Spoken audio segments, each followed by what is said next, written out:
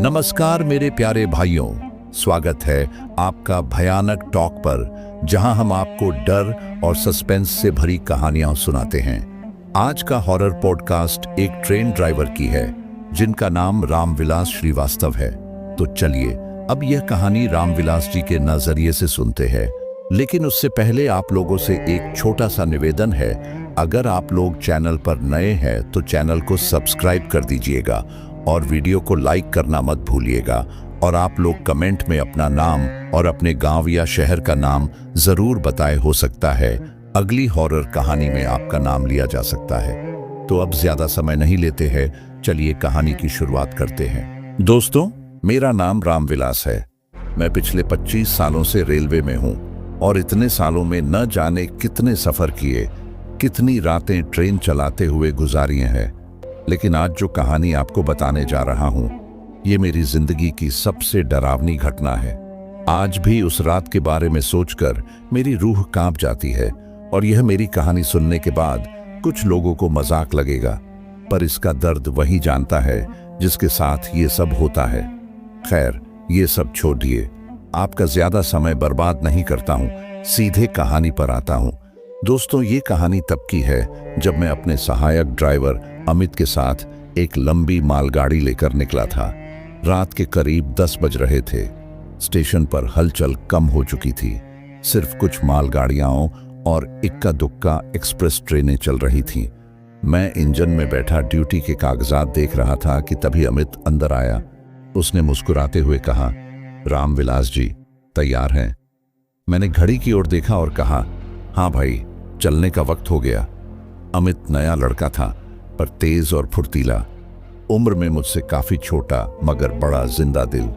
जब से साथ में ड्यूटी लगी थी तब से हर सफर में उसकी कहानियां खत्म ही नहीं होती थीं। हंसी मजाक, किस्से, कहानियां और कभी कभी गहरे विचार भी। ट्रेन चलाते वक्त भी कोई ना कोई बात छेड़ ही देता था। खैर, हमने गाड़ी धीरे धीरे प्लेटफॉर्म से बाहर निकाली। इंजन की गड़गड़ाहट और पटरियों की खटर पटर के बीच सफर शुरू हो गया। रात का वक्त था तो शहर की गलियां सूनी हो चुकी थीं। चारों ओर सिर्फ रेलवे लाइन और दूर तक फैली अंधेरे में डूबी जमीन। खंभों की हल्की रोशनी कभी कभी पटरियों पर गिरती तो इंजन की लाइट आगे का रास्ता दिखा रही थी। कुछ देर तक हम दोनों चुपचाप ट्रेन चलाते रहे। अचानक अमित ने कहा, सर, आपको कभी ऐसा लगा कि जिंदगी भी किसी ट्रेन की तरह होती है? मैंने हंसकर पूछा, कैसे? वो खिड़की से बाहर देखता रहा और धीरे से बोला, जैसे ट्रेन कभी नहीं रुकती, बस चलती रहती है, वैसे ही जिंदगी भी चलती रहती है। लोग आते हैं, कुछ दूर तक साथ चलते हैं, फिर किसी स्टेशन पर उतर जाते हैं। मैंने सिर हिलाया। बात तो सही है, पर कभी कभी कुछ लोग ऐसे भी होते हैं जो ट्रेन छूट जाने के बाद भी याद रहते हैं। अमित हल्का सा मुस्कुराया, मगर उसकी आंखों में कुछ और था, शायद कोई पुरानी याद। मैंने पूछा, कोई है जिसे भूल नहीं पा रहा? उसने कुछ देर चुप रहकर गहरी सांस ली, फिर धीरे से कहा, हाँ सर, एक लड़की थी।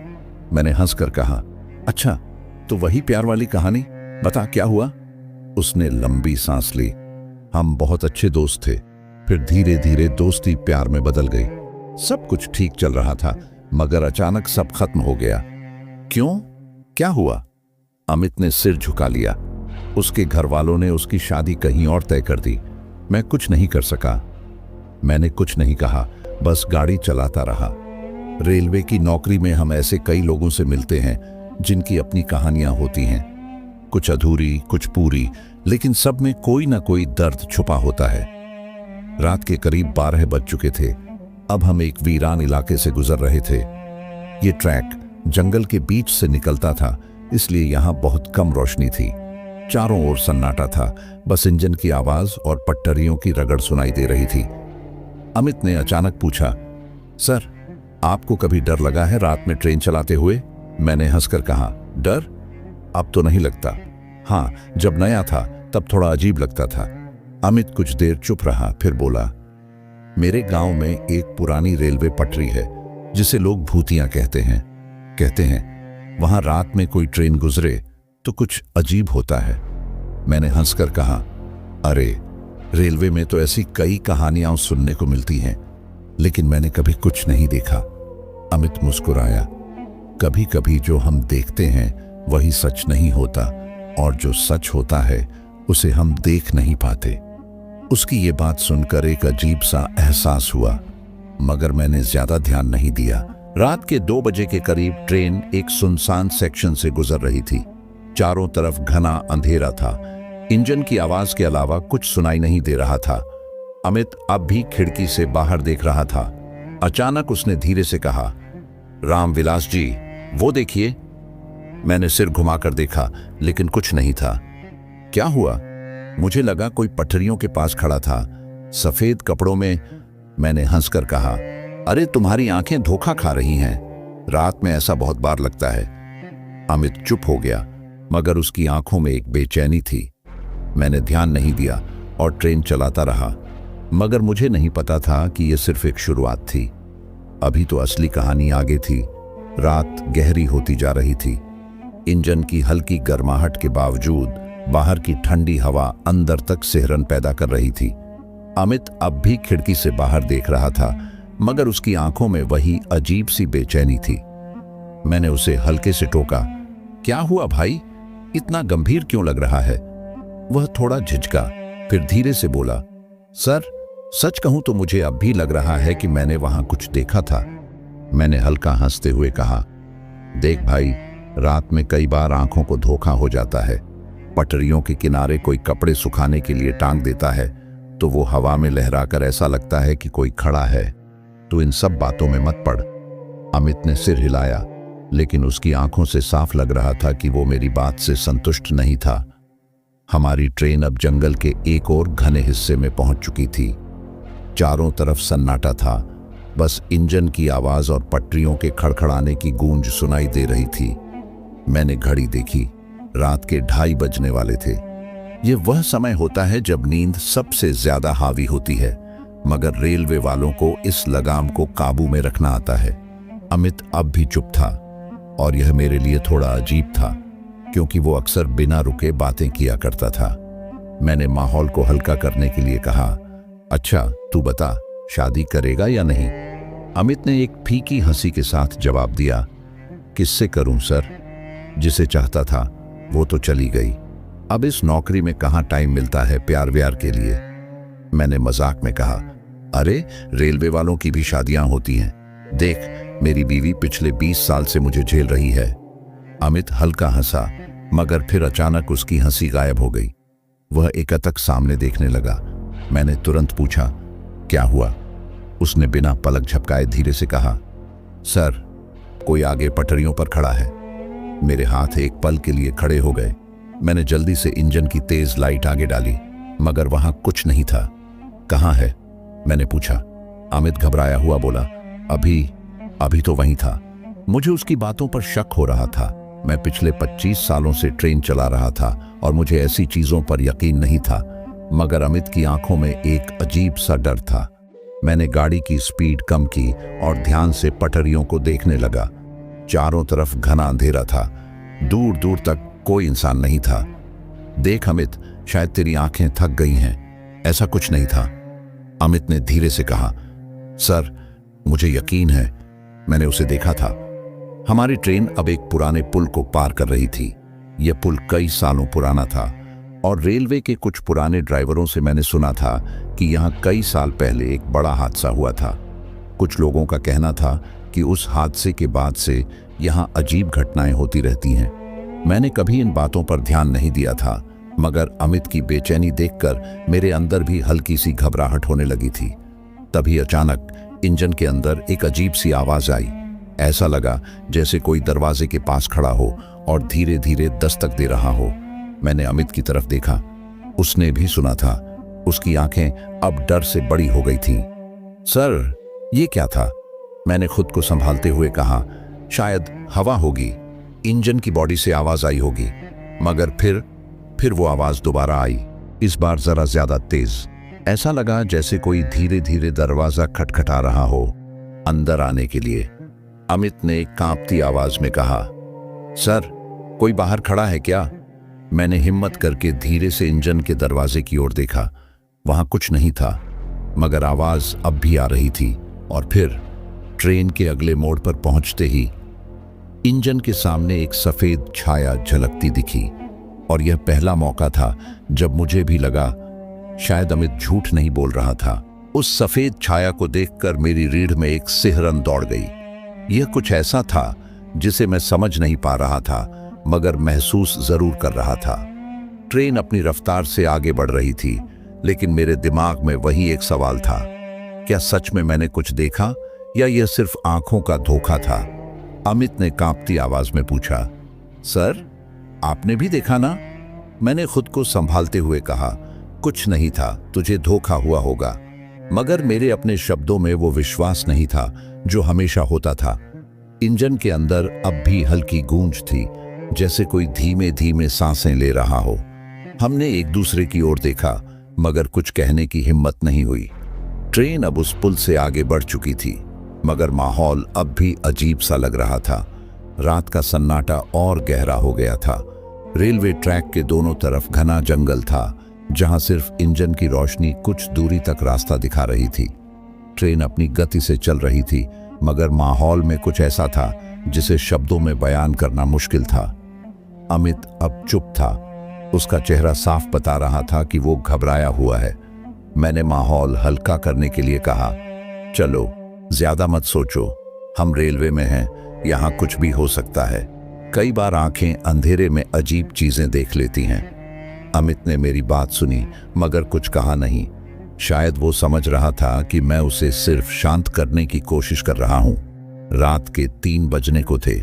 मैं गाड़ी चलाने में व्यस्त था, लेकिन दिमाग बार बार उस सफेद छाया की तरफ जा रहा था। अचानक अमित ने फिर से कहा, सर देखिए, वो फिर वही है।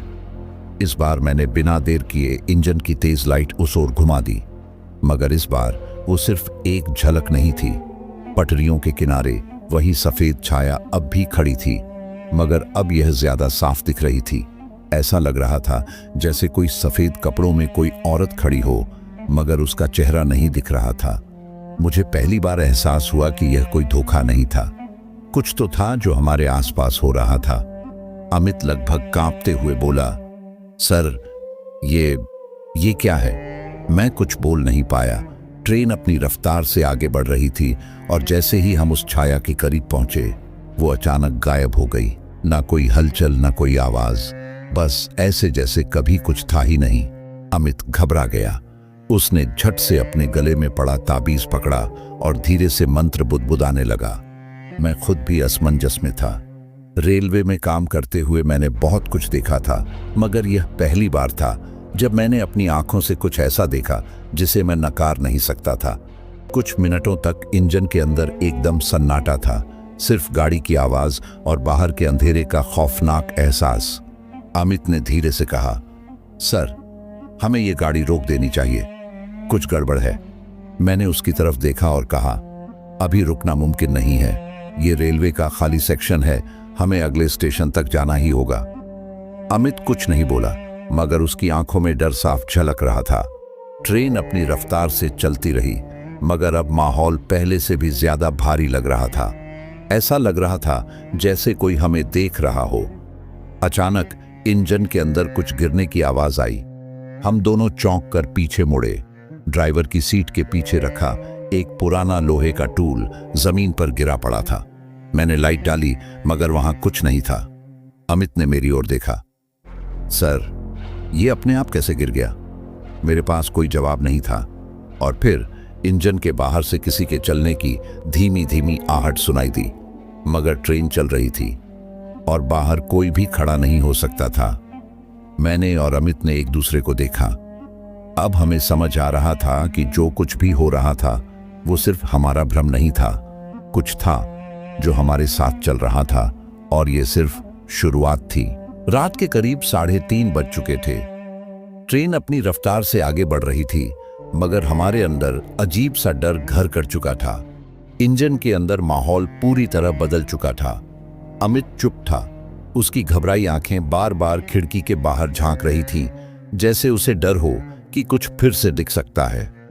मैं खुद को संभालने की कोशिश कर रहा था, मगर सच कहूं तो मेरी उंगलियां भी अब कंट्रोल पैनल पर जम चुकी थीं। बाहर का अंधेरा और गहरा हो गया था।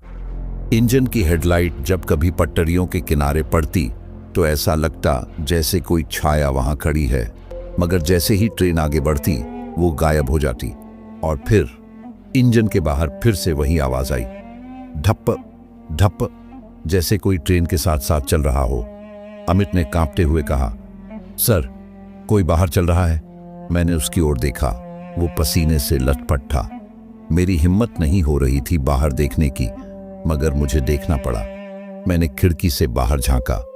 ट्रेन की रोशनी में मुझे कुछ नहीं दिखा, सिर्फ पटरियों के किनारे तेजी से भागते पेड़ और काली रात। मगर आवाज अब भी आ रही थी।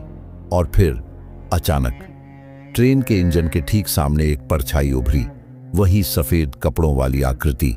अब की बार वो बस खड़ी नहीं थी, वो धीरे धीरे आगे बढ़ रही थी, जैसे हमारी तरफ आ रही हो। मेरा गला सूख गया। मैंने बिना कुछ सोचे ट्रेन का हॉर्न बजा दिया। तेज आवाज से इंजन गूंज उठा, मगर वह आकृति वहीं खड़ी रही।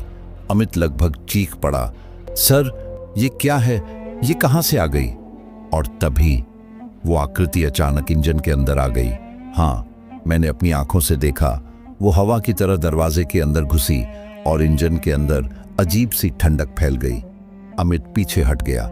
मेरी उंगलियां ट्रेन के कंट्रोल पैनल पर जम गईं। मुझे समझ नहीं आ रहा था कि क्या करूं। फिर मैंने सुना कोई हमारे पीछे खड़ा था। मैंने धीरे धीरे सिर घुमाया और वहां कोई था, एक सफेद साड़ी पहने, उलझे हुए बालों वाली औरत, मगर उसका चेहरा दिखाई नहीं दे रहा था। उसका सिर झुका हुआ था और वो बस खड़ी थी। अमित बुरी तरह कांपने लगा। सर, ये कौन है? मेरी आवाज भी अब कांपने लगी थी। पता नहीं, वो औरत धीरे धीरे हमारी ओर बढ़ने लगी। उसके पैरों की हल्की हल्की आवाज इंजन के अंदर गूंज रही थी। मेरा दिमाग सुन्न हो चुका था। ये सब क्या था? फिर वो अचानक रुक गई। कुछ पल के लिए इंजन में सन्नाटा छा गया और फिर उसने धीरे से अपना सिर ऊपर उठाया। उसका चेहरा वो चेहरा इंसानों जैसा नहीं था। उसकी आंखें कोयले की तरह काली थीं और उसका मुंह ऐसा लग रहा था जैसे किसी ने उसे जबरदस्ती फाड़ दिया हो। अमित ने एक झटके में अपनी जेब से ताबीज निकाला और कांपते हुए कुछ बुदबुदाने लगा, मगर वो आकृति अब हमारी ओर बढ़ने लगी थी। और फिर ट्रेन के अंदर अचानक बिजली चमकी। सब कुछ झटके में रोशनी से भर गया। इंजन के मीटर तेजी से घूमने लगे, हॉर्न अपने आप बजने लगा और फिर वो गायब हो गई एकदम से, जैसे कभी थी ही नहीं। मगर इंजन के अंदर अब भी ठंड थी, अजीब सी ठंड। और सीट पर जहां वो खड़ी थी वहां पानी की कुछ बूंदें थीं। अमित एकदम जड़ हो चुका था। मैंने धीरे से कहा, हमारी ट्रेन अब इस रास्ते पर अकेली नहीं है। इंजन के अंदर एक अजीब सी ठंडक थी।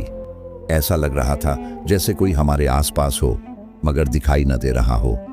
हॉर्न बजने के बाद कुछ मिनटों के लिए माहौल शांत था, मगर ये शांति भी डरावनी थी। अमित बिल्कुल सुन्न बैठा था। उसकी आंखें बार बार इंजन के अंदर उस जगह को देख रही थीं जहां कुछ देर पहले वो औरत खड़ी थी। मेरी उंगलियां अब भी ट्रेन के कंट्रोल पर जमी हुई थीं। मैं चाहकर भी इंजन से नजरें नहीं हटा पा रहा था। तभी इंजन के बाहर फिर से वही आवाज आई, धप धप, जैसे कोई ट्रेन के साथ साथ चल रहा हो। अमित हड़बड़ा कर उठा, सर, ये फिर से शुरू हो गया। मैंने खिड़की से बाहर देखा, मगर कुछ नहीं दिखा। मगर इस बार वो आवाज तेज हो गई थी। ऐसा लग रहा था जैसे कोई ट्रेनों के ऊपर से दौड़ रहा हो। अमित ने लगभग चिल्लाते हुए कहा, सर, ऊपर देखिए। मैंने धीरे धीरे इंजन के ऊपर की ओर देखा और वहां कोई बैठा था, सफेद कपड़ों में लिपटी हुई वही आकृति, मगर इस बार उसका सिर झुका हुआ नहीं था। वो सीधा हमारी ओर देख रही थी। उसकी काली आंखें अंधेरे में चमक रही थीं। अमित पीछे हट गया। सर, ये क्या हो रहा है? मेरा गला सूख चुका था। मैं कुछ समझ नहीं पा रहा था। ट्रेन अपनी पूरी रफ्तार से आगे बढ़ रही थी, मगर ऐसा लग रहा था जैसे समय वहीं ठहर गया हो। और फिर वो आकृति धीरे धीरे खड़ी होने लगी। उसके लंबे बाल हवा में उड़ रहे थे। उसकी आंखें हम पर टिकी थीं। फिर वो धीरे धीरे झुकने लगी, जैसे अंदर आने की कोशिश कर रही हो। अमित ने घबराकर अपनी जेब से वह ताबीज निकाला और कांपती आवाज में कुछ मंत्र पढ़ने लगा। और तभी ट्रेन के अंदर बिजली के मीटर एकदम तेजी से घूमने लगे, लाइटें झपकने लगीं और अचानक इंजन के अंदर एक झटके से दरवाजा खुद ब खुद खुल गया। अमित ने चीखते हुए दरवाजा पकड़ लिया। सर, इसे बंद करो। मैंने तुरंत दरवाजा पकड़ने की कोशिश की, मगर कोई अदृश्य ताकत उसे खोलने की कोशिश कर रही थी। और फिर उस औरत की तेज चीख इंजन के अंदर गूंज उठी। उसकी आवाज इतनी भयानक थी कि हमारे कान सुन्न हो गए। अमित जमीन पर गिर पड़ा। मैं पूरी ताकत से दरवाजा बंद करने की कोशिश कर रहा था, मगर ऐसा लग रहा था जैसे कोई बाहर से धक्का दे रहा हो। फिर अचानक सब कुछ शांत हो गया। दरवाजा झटके से बंद हो गया। बिजली के मीटर सामान्य हो गए। ट्रेन अब भी अपनी रफ्तार से आगे बढ़ रही थी, मगर अब इंजन के अंदर एक अजीब सा एहसास था, जैसे कोई अब भी हमारे साथ था। अमित की ओर देखा। वो फर्श पर पड़ा हाँफ रहा था। उसकी आंखों में साफ डर झलक रहा था। मैंने धीरे से कहा, अब ये सब बढ़ता जा रहा है। अमित ने कांपती आवाज में कहा, सर, अब हमें इसे नजरअंदाज नहीं करना चाहिए। कुछ है जो हमारे साथ चल रहा है। मैंने सिर हिलाया। अब यह सिर्फ एक भ्रम नहीं था। इस ट्रेन में कुछ ऐसा था जो इंसानों की दुनिया से अलग था, और ये हमें छोड़ने वाला नहीं था। मुझे महसूस हो रहा था कि अब मामला हमारे हाथ से निकलता जा रहा है। जो कुछ हो रहा था उसे अब नजरअंदाज नहीं किया जा सकता था। ट्रेन पूरी रफ्तार से आगे बढ़ रही थी, लेकिन हमारे दिमाग में सिर्फ एक ही सवाल घूम रहा था, क्या हम वाकई इस सफर को पूरा कर पाएंगे? अमित अब भी जमीन पर बैठा हाँफ रहा था। मैंने उसकी तरफ देखा। अमित, उठ, हमें खुद को संभालना होगा। अमित ने कांपते हुए मेरी ओर देखा। सर, ये जो भी है, ये हमें नहीं छोड़ने वाला। कुछ बहुत गड़बड़ है इस ट्रेन में। मैंने उसे उठने में मदद की और पानी की बोतल दी।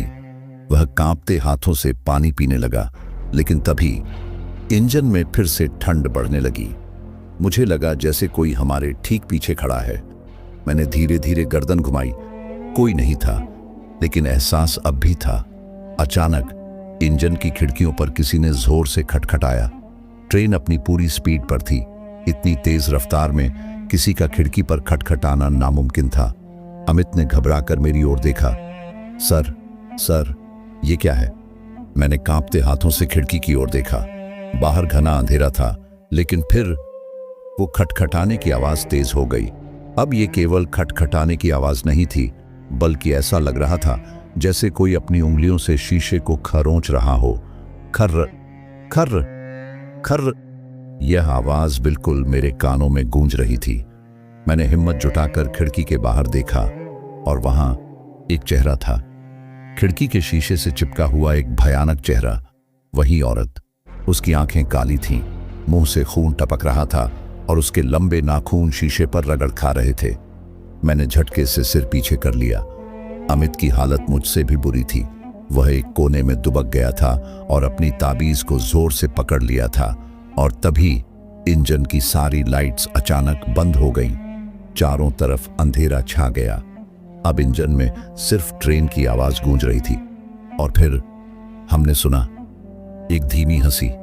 कहीं से नहीं, बल्कि इंजन के अंदर से। कोई हमारे बिल्कुल पास था।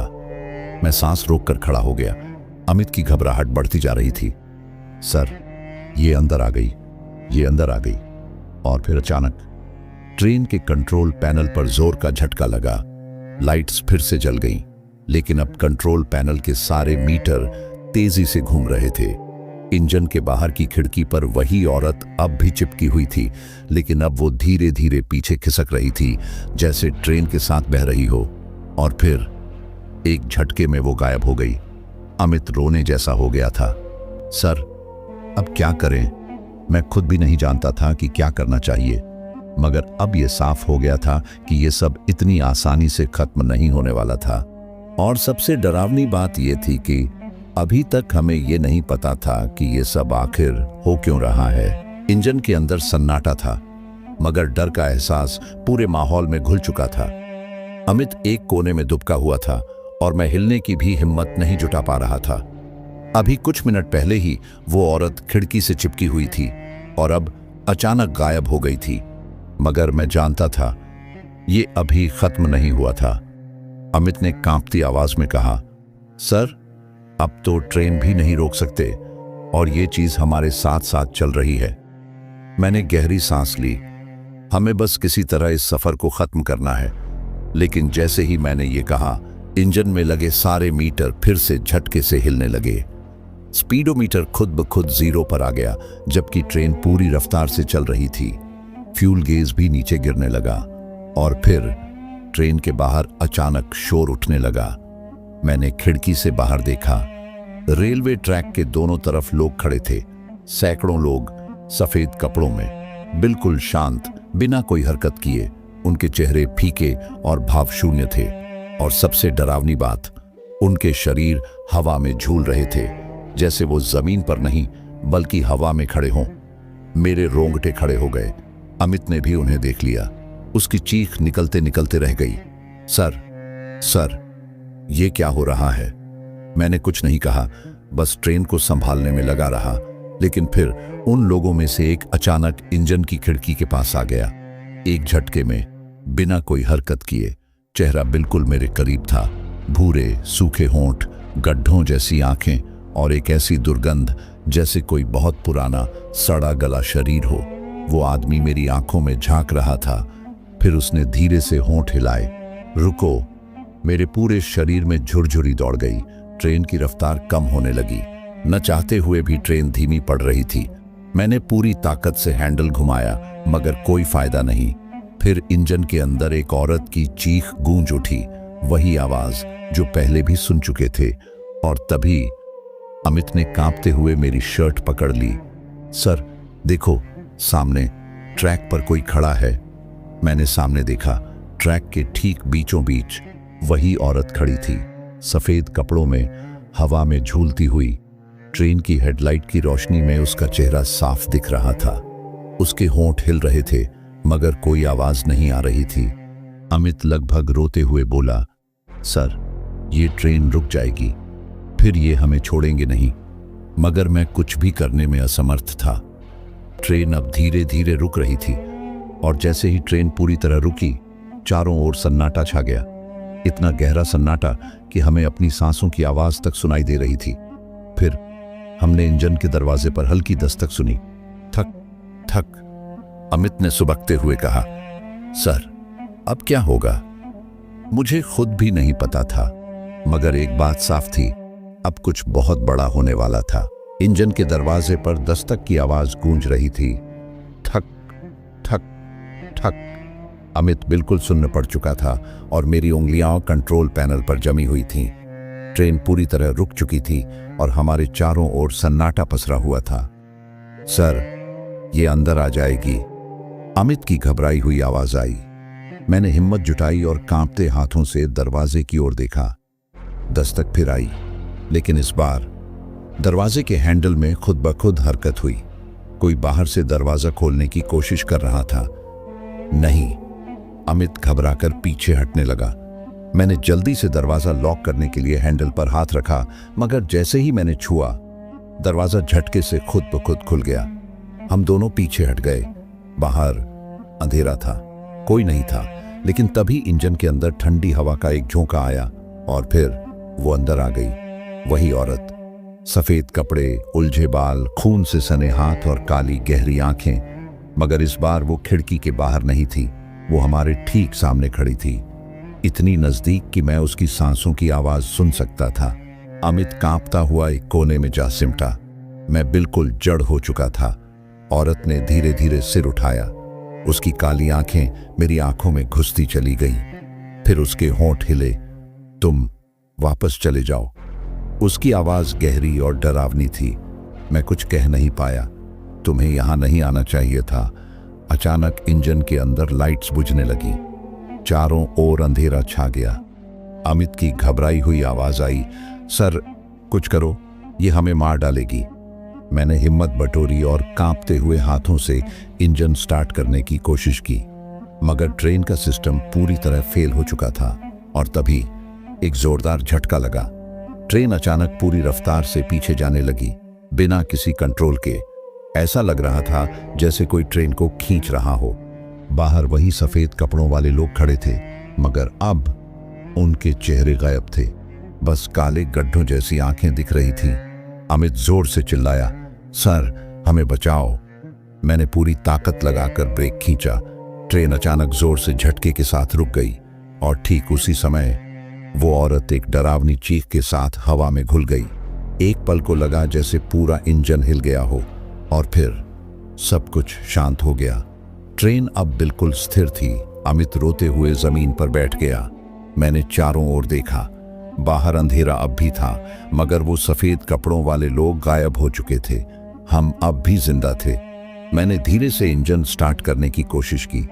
इस बार ट्रेन चल पड़ी, धीरे धीरे, जैसे कुछ हुआ ही ना हो। अमित सुबकते हुए बोला, सर ये सब क्या था? मैंने कोई जवाब नहीं दिया, क्योंकि मेरे पास जवाब था ही नहीं। बस एक बात समझ आ गई थी, इस रेलवे ट्रैक पर कुछ ऐसा था जिसे कोई नहीं समझ सकता था, और शायद जो कुछ हमने देखा वो हमेशा हमारे साथ रहेगा। हमने उस रात ट्रेन गंतव्य तक पहुंचाई, मगर उस सफर ने हमारी जिंदगी बदल दी। आज भी जब मैं अकेले इंजन चलाता हूं तो ऐसा लगता है जैसे कोई मेरे ठीक पीछे खड़ा है। सांसों की हल्की आवाज, खिड़की पर किसी के नाखूनों की खरोंच, या फिर कोई धीमी हंसी जो अंधेरे में गूंजती है, क्योंकि कुछ कहानियां कभी खत्म नहीं होती। दोस्तों, ये कहानी यही खत्म हुई, लेकिन आज भी जब रामविलास जी उस घटना के बारे में सोचते हैं तो उनकी रातों की नींद हराम हो जाती है। कोलकाता के साबिर भाईजान को पिछली वीडियो पर कमेंट करने के लिए ढेर सारा प्यार। अगर आपको यह कहानी पसंद आई हो तो वीडियो को लाइक और चैनल को सब्सक्राइब करें, ताकि और भी डरावनी कहानियां आप तक पहुंच सकें। अगर आपके पास भी कोई मजेदार कहानी है तो बिना किसी परेशानी के आप मेरे व्हाट्सएप पर शेयर करें, जिससे मैं आपकी कहानी लोगों को सुना सकूं। कहानी को अंत तक सुनने के लिए दिल से धन्यवाद दोस्तों। आज के लिए बस इतना ही। मिलते हैं जल्द ही कुछ नई कहानियों के साथ। तब तक के लिए अपना ध्यान रखिए।